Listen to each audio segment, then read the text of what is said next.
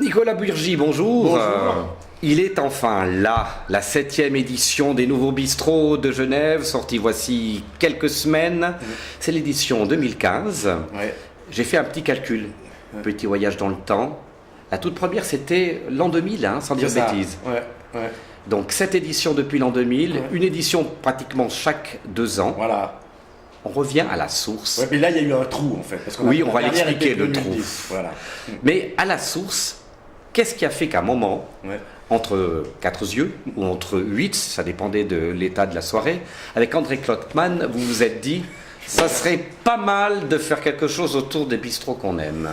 Alors, effectivement, c'est parti d'une discussion entre 4 yeux, effectivement, entre André Klopman et moi. André Klopman, qui a été aussi longtemps journaliste, qui maintenant est fonctionnaire à l'État de Genève, qui aime bien sortir, qui adore sa ville, qui lui a écrit beaucoup de bouquins déjà, contrairement à moi, sur Genève, sur l'histoire de Genève, qui est aussi romancier.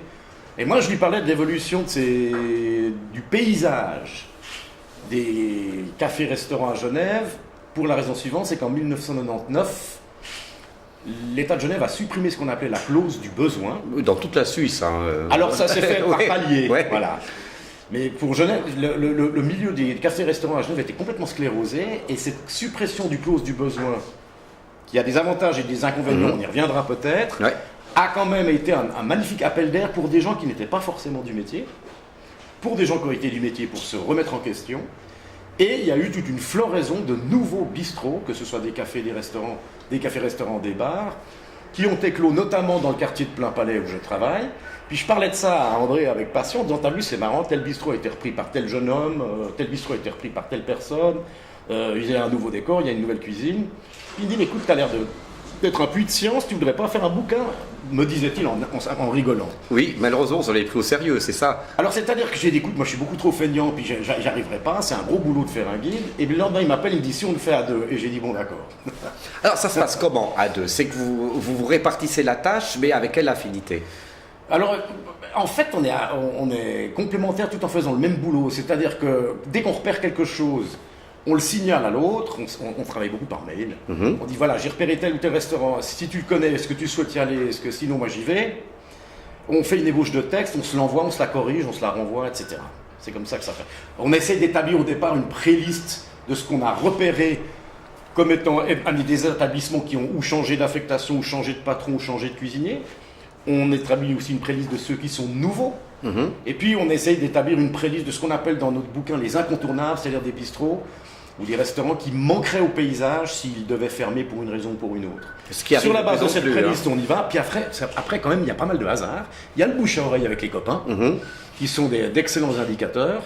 Et puis le hasard, c'est aussi au gré de nos pérégrinations, lui en vélo, moi en moto, de dire tiens, c'est marrant cet enseignant. Je connais pas, je m'arrête. Je m'arrête, je vais voir. À un moment, est-ce que les gens vous repèrent pas? Alors, Forcément, votre tête, elle est légèrement attentive et connue. mais c'est une bonne question à laquelle j'ai toujours un peu de difficulté à répondre, parce que c'est difficile de savoir si on est vraiment repéré ou pas. Ceux qui vraiment vous repèrent, ils vont vous le dire à un moment donné. Ah ben tiens, Je vais être dans le guide, voilà, par c'est ça, exemple, ouais. du style quoi. Mais en même temps, on est en Suisse, le réflexe commercial. Donc nous, on prévient les restaurateurs depuis qu'on existe. Prévenez-nous si vous faites quelque chose de nouveau, etc. Ils ne le font pas vraiment, quoi. Et parfois, on est invité à une inauguration. Et encore. Donc, en fait, c'est parce que les restaurateurs, c'est des gens qui ont beaucoup de travail. Ils sont assez distraits et commercialement, ils ne sont pas toujours très Ouais, bons. c'est ce que je voulais vous demander. Ils n'ont qu'un sens du commerce dans de la pub, je parle pas du reste. Voilà. Alors, alors parfois, ils nous reconnaissent, puis voilà, ils vont peut-être. Est-ce qu'ils vont faire une meilleure assiette? Peut-être qu'il y aura un petit peu plus en grammage, voyez-vous. Mais je pense pas. On peut difficilement tricher, surtout quand on arrive un peu par hasard. Et puis souvent, il y a des endroits où on va, qu'on ne va pas retenir et on ne va pas le dire. En fait, nous, on la joue on la joue franchement, c'est-à-dire quand on décide de mettre un établissement dans notre bouquin, après on retourne et on va le dire au patron et on fait une espèce de petite interview pour savoir ce qu'il souhaite, ce qu'il a eu envie, d'où il vient. C'est le petit plus un petit peu personnalisé qui nous permet de parler à la fois de restauration, mais aussi un peu de la vie genevoise. Alors, un chaque 2 ans, à peu près. Ouais. Hein. Ça veut dire que le Tournus, c'est le manège enchanté, donc ça n'arrête pas. Bah, c'est-à-dire qu'on estime qu'à Genève, canton, 480 000 habitants, il y a environ 2500 à 3000 établissements, dont 600 changements de main par année. C'est énorme. 600 changements de main sur 2500-300 établissements, c'est énorme. Nous-mêmes, on ne peut pas suivre, quoi. Alors, ça va de la petite buvette sandwicherie au restaurant gastronomique. Mais enfin, 400 à 600 changements de main, on en est à 600. Ça veut dire que c'est un métier difficile et que beaucoup font faillite, malheureusement. Mais curieusement, qu'il y a toujours quelqu'un pour reprendre. Parce que ce qui est d'étonnant dans la restauration, c'est que tout le monde pense qu'il a quelque chose à y faire. Oui, que c'est simple. Que c'est simple et que ça peut marcher. Et malheureusement, nous, on est obligé de constater avec les années que malgré beaucoup de bonnes intentions, il y a pas mal d'amateurisme malgré tout. Vous avez un pif maintenant qui s'est développé, là, que vous devez écrire depuis quasiment 15 ans sur les bistrots. Ouais. Vous entrez, 2-3 détails dans le bistrot, vous dites celui-là, d'ici 3 mois, c'est fini. Eh ben, j'ai pas envie de le dire, mais oui, on a ce pif-là. Généralement, on se trompe pas. On voit des choses qui s'ouvrent avec plein de bonnes intentions. Et par exemple, on s'assied, il y a un très beau décor, il y a une belle carte, puis personne ne vient vous servir. C'est pas bon signe. Oui, ça commence très mal. Ou alors on se rue sur vous, mais vous n'aurez jamais l'addition. Voilà, c'est des petits signes quand même déjà de vrai amateurisme ou alors de manque d'attention qui font qu'on comprend assez vite. Voilà. Et puis il y a d'autres signes qui ne trompent pas, c'est l'évolution des prix.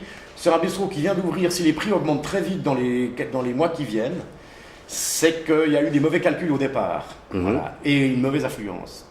Maintenant, il y a aussi le contraire, c'est-à-dire il y a des effets de mode qui font qu'un établissement ouvre. Il y a une certaine clientèle, je dirais, comment on appelle ça on appelle ça la gentrification. Un peu jet set branché qui va se ruer sur l'établissement parce qu'il est nouveau et qui va se vider aussi vite dans les 6 mois. Donc ça, on le sent.